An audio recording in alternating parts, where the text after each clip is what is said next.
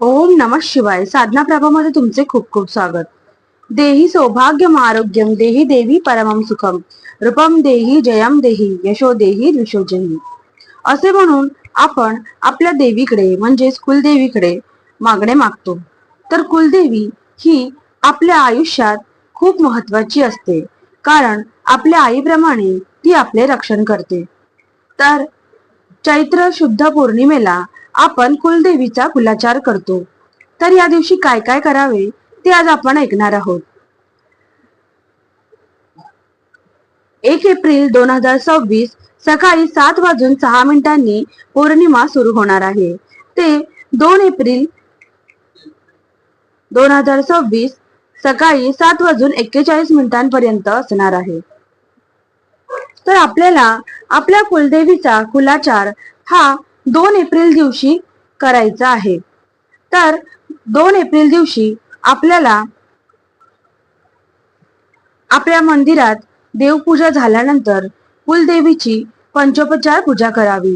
गंध, पुष्प, धूप, दीप, अक्षता अशा प्रकारे पूजा करावी व देवीला कुंकुमार्चन करावे. हे कुंकुमार्चन करण्यासाठी आपल्याकडे देवीचा टाक किंवा फोटो किंवा मूर्ती असेल तर पायापासून डोक्यापर्यंत आपल्याला कुंकू व्हायचे आहे. आणि हे कुंकू वाहताना आपण कोणत्याही मंत्राचा जप करू शकतो. जसे ओम ओम कुलदेवे नमो नमः असे म्हणत आपण कुंकुम अर्चना करू शकतो. त्याचबरोबर या दिवशी आपण देवीची ओटी भरू शकतो. तर या ओटीमध्ये साडी, चोळी, नारळ, सुपारी, त्यानंतर तांदूळ, हळदी कुंकू आणि ओटीचे सामान अशा प्रकारे आपल्याला जर ठेवायचं असेल तर 16 शृंगाराचं सामान देखील किंवा त्यातले काही शृंगार आपण ओटीमध्ये ठेवू शकतो. अशा प्रकारे आपल्याला आपल्या कुलदेवीची ओटी भरायची असते आणि तिच्या नावाचा जयघोष करायचा असतो. तर त्याचबरोबर आपण या दिवशी कुलदेवीला लवंग अर्चन देखील करू शकतो.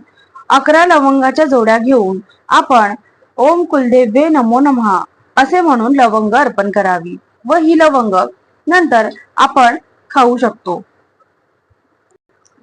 कुंकुम अर्चन किंवा लवंग अर्चन करताना आपण ज्याप्रमाणे हवनाला 3 बोटे वापरतो त्या प्रकारे 3 बोटांनी आपल्याला हे अर्चन करायचे असते व शेवटी नमो नमः असे म्हणायचे असते.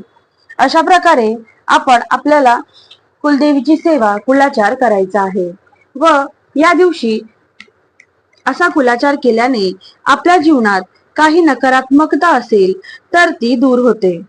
कुलदेवी आपल्या कुळाचे रक्षण करते. आपल्या घरात काही त्रास असेल तर तो कमी होतो. आपल्याला आरोग्य मिळते. घरात मंगल कार्य होत नसतील तर ती व्हायला लागतात. नकारात्मकता दूर होते. पितृदोष कमी व्हायला मदत होते. त्याचबरोबर कुलदेवीची सेवा केल्याने ती आपल्या कुलाचे रक्षण करते. ती आपली आई आहे व आईप्रमाणे ती आपली काळजी करते, आपली काळजी घेते व आपली रक्षा देखील करते. अशा प्रकारे ओटी भरणे, कुंकुम अर्चन करणे, लवंग अर्चन करणे अशा प्रकारचा कुळाचार आपल्याला करायचा आहे.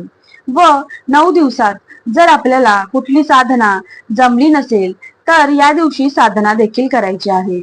तर ही साधना करण्यासाठी आपण स्फटिकाच्या माळेने ओम कुलदेवे नमः या मंत्राचा आसनावर बसून जप करू शकतो.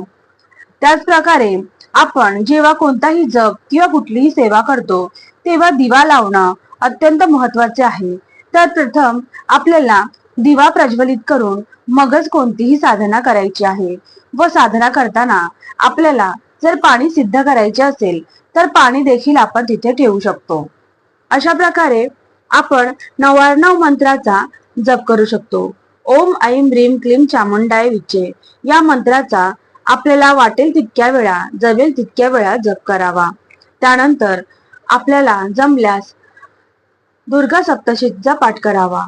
त्याचबरोबर हे एवढी मोठी सेवा नाही जमली तर सिद्ध कुंजिका स्तोत्र, श्री सुक्तम, महालक्ष्मी अष्टकम या स्तोत्रांचे पठण करावे व कुलदेवीला नैवेद्य देखील दाखवावा. तर हा नैवेद्य आपण फळांचा किंवा खिरीचा असा दाखवू शकतो. अशा प्रकारे आपल्याला या चैत्र शुद्ध पौर्णिमेला कुलदेवीची सेवा करायची आहे. तर ह्याची झालेली साधना मी देवीसमोर अर्पण करते. ओम कुलदेवे नमः आणि या साधनेला संपूर्ण करते. परमहंस सद्गुरु स्वामी मकरंदनाथाय नमः. ओम नमः शिवाय. व्हिडिओ आवडल्यास लाईक करा, शेअर करा, सबस्क्राईब करा, कमेंट